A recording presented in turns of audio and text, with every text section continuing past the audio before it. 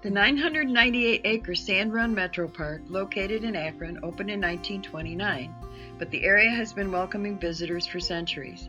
The land surrounding Mingo Pavilion was a campsite for Mingo Indians. Portage Path was once an important Native American trail between the Cuyahoga and Tuscaroras rivers. Later, it was the western boundary of the United States.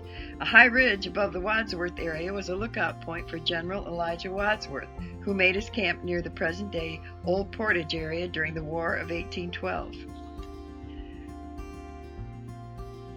Due to the topographical features in the Sand Run watershed, such as deep ravines and steep slopes, left by the retreating glaciers about 14,000 years ago, there's a great deal of erosion caused by stormwater runoff.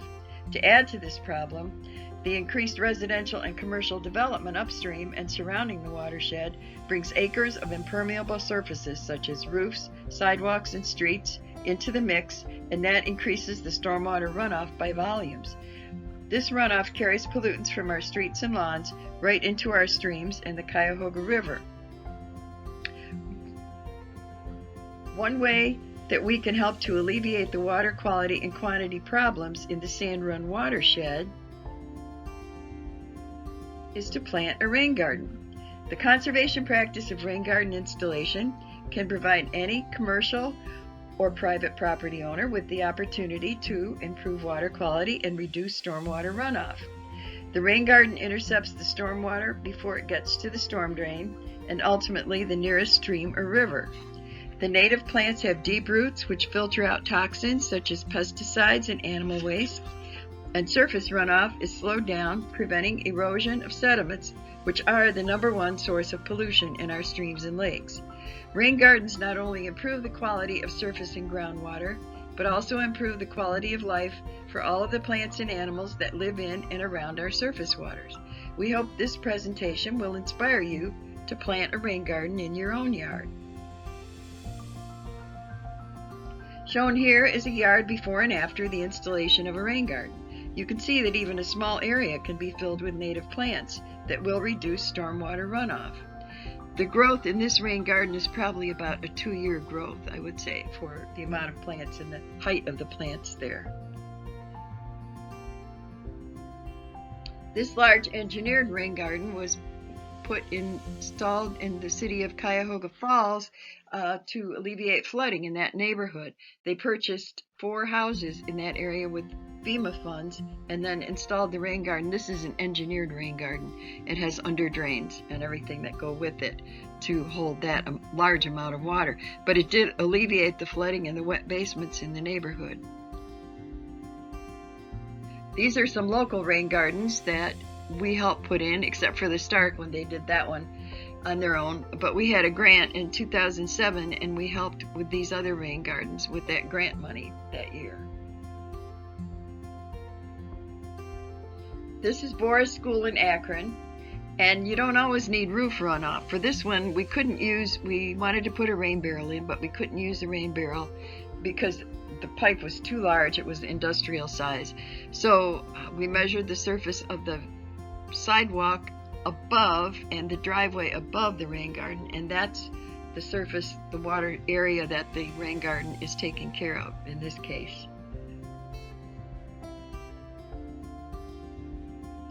This is a rain garden installed in the village of Richfield in 2017, and it's by the senior center, so it adds a lot of beauty to that property and something for the residents to look at. And this rain garden is still going strong. They're taking really good care of it, and it solved the water problems because there was water standing on the sidewalks making them slippery in the winter, and that was a hazard. So this rain garden really helped solve that problem. Some rain garden characteristics.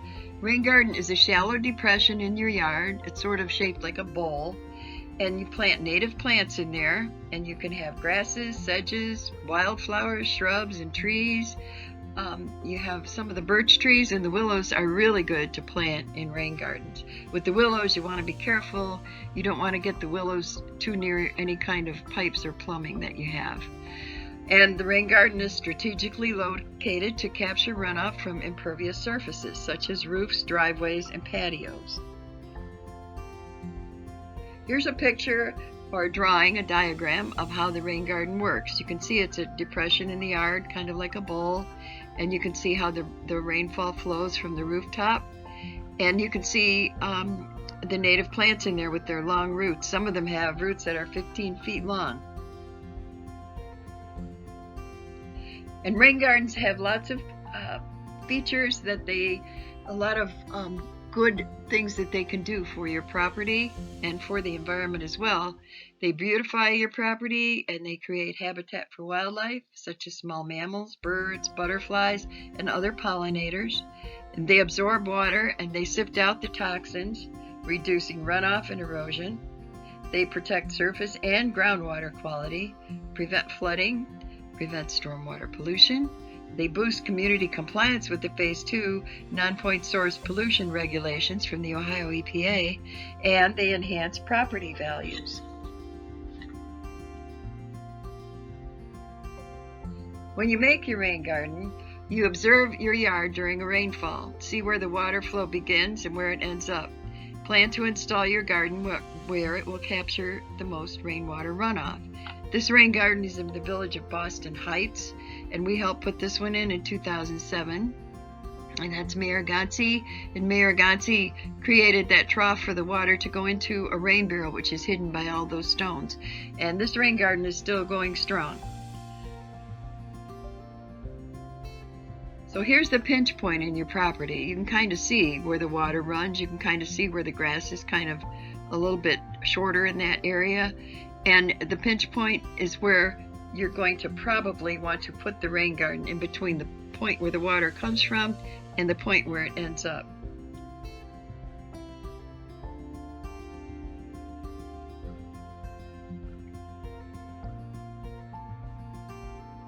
So you want to intercept the water before it reaches the surface waters or the low spots.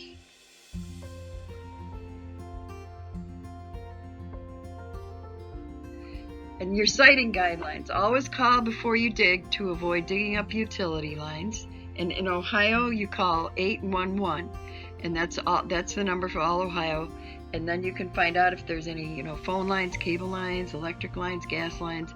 The last thing you want to do before putting in your rain garden is to dig up your gas line and blow your house up.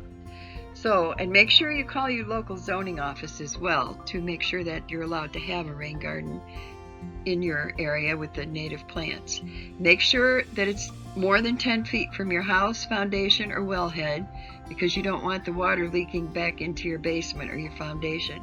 Make sure it's more than 25 feet from the septic system or the drain field, because you don't want the water leaking in there either and combining with the water that's already coming out from the septic.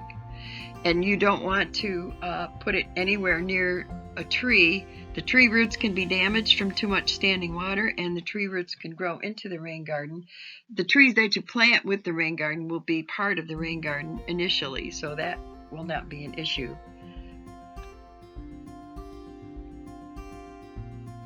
So the garden depth and slope are very important. The slope will influence the size of your rain garden. The ideal depth of a rain garden is between 4 and 8 inches. A rain garden less than 4 inches deep will need to be larger to provide enough capacity to store water from the heavy rains. A rain garden deeper than 8 inches may hold water too long. Slopes over 12% are not suitable for rain gardens. The soil and plants will wash out in a heavy rainfall. So you add the garden after other construction is finished. Never put it in before everything's done when you're putting in a new home. And the planting for rain gardens best done between May and September.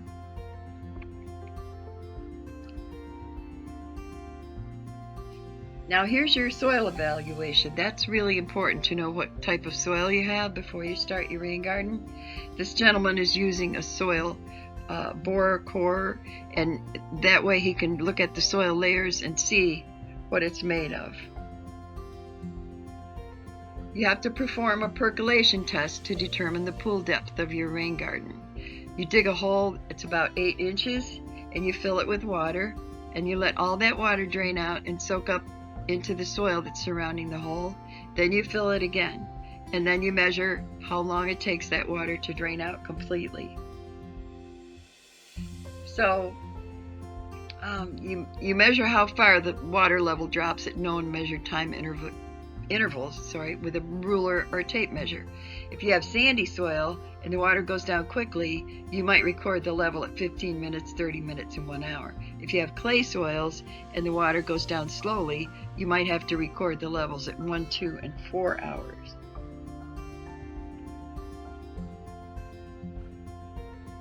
Man's best friend here is helping with the perk test.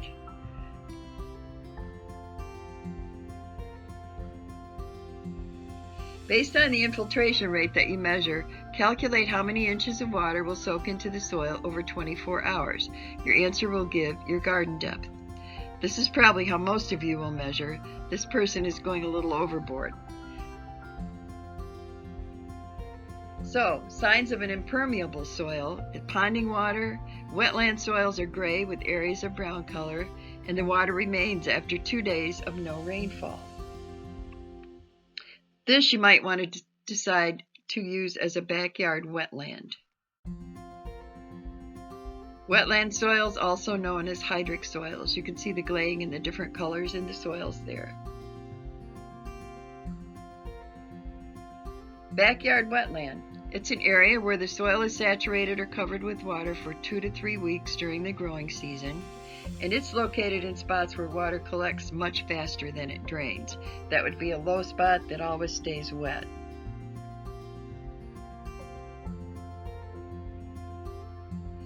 And backyard wetlands are similar to rain gardens in that they capture runoff and work to remove pollutants.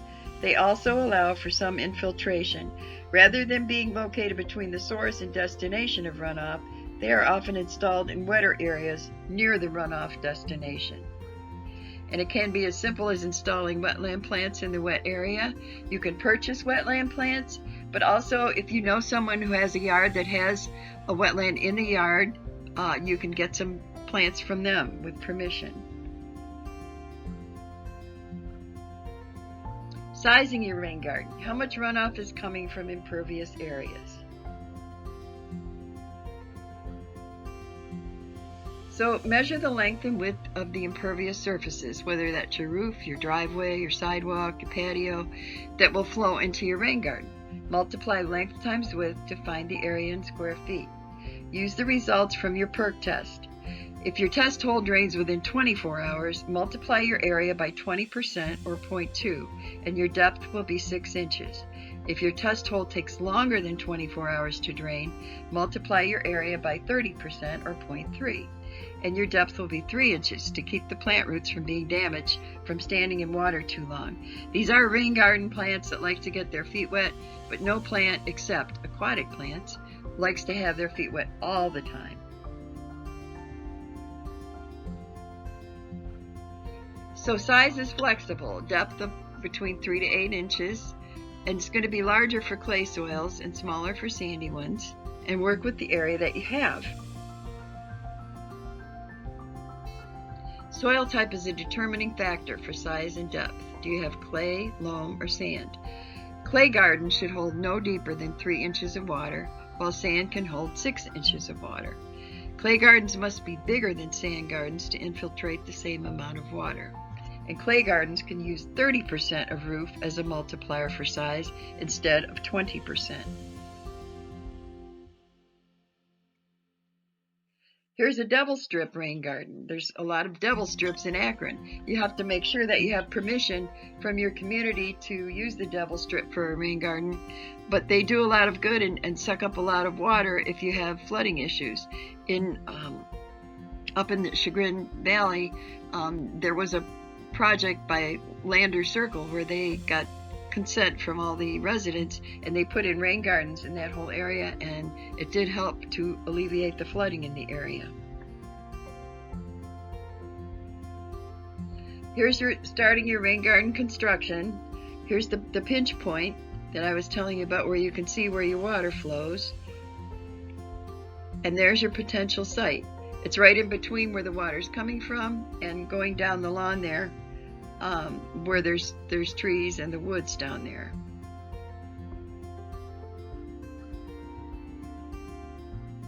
And the first thing again to do before you dig is call 811. That's the number in Ohio.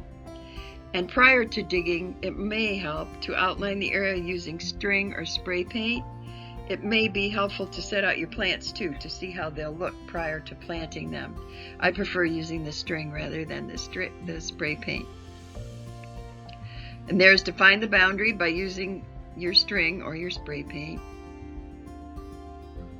And then you're going to dig your garden 4 to 6 inches with a slight depression in the center.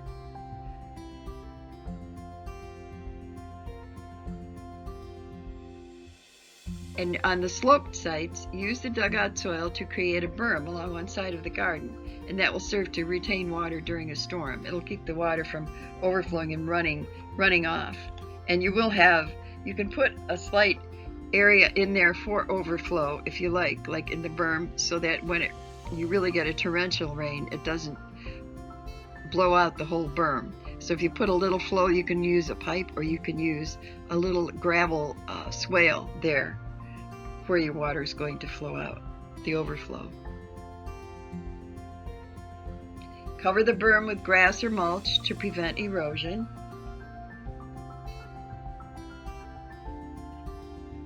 And there's your berm. And you can put gravel. The rain garden in Richfield put small gravel all the way around. It looks really nice.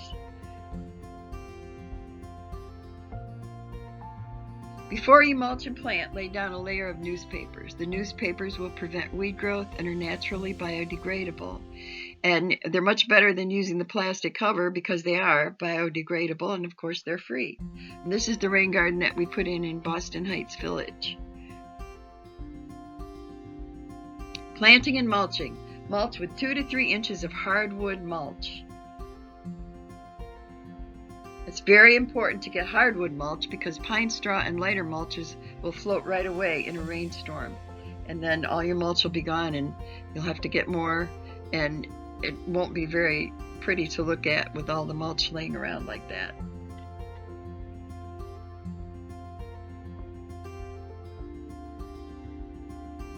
And mulching is really good for the rain garden. It removes pollutants, it maintains soil moisture, and it prevents erosion. Native plants. There's so many beautiful native plants to choose from. And there's many places in our area that you can get native plants. The native plants thrive in their own climate and soils. They prevent erosion. They have roots that are like 15 feet long that go down into the soil and hold it in place. And they provide food and shelter for pollinators and wildlife. And they add diversity to a natural habitat. And they attract the beneficial insects, so you don't need to use pesticides because the beneficial insects will act with the ones that are harming the plants and they will eat them. Basically, that's how that works. Here's an eastern tiger swallowtail and native phlox. You'll attract many beautiful butterflies with the rain garden. The rain gardens and wildlife gardens are conservation practices, and every conservation practice is multiplied many times over to save our environment. Rain barrels are another great conservation practice. You can combine a rain barrel with a rain garden. The city of Akron has been providing rain barrels to its residents the last 2 years. They gave away 500 rain barrels each year. And that practice is not going on right at the moment, but I'm sure that they will do something again when we are out of the pandemic that we're in right now.